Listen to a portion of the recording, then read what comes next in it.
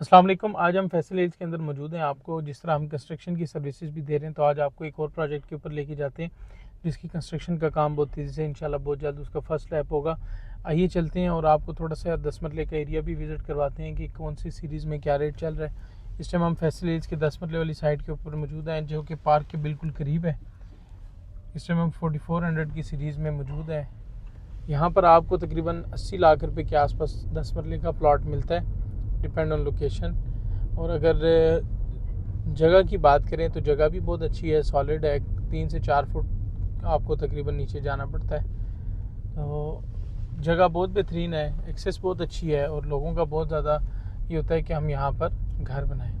अच्छा जी, ये right side पे जो कंस्ट्रक्शन हो रही है, ये प्रोजेक्ट हमारा चल रहा है जिसकी चुनाइयाँ कंप्लीट हो चुकी हैं। अभी इसके चौगाटों का काम हो रहा है और इंशाल्लाह बहुत जल्द हम इसकी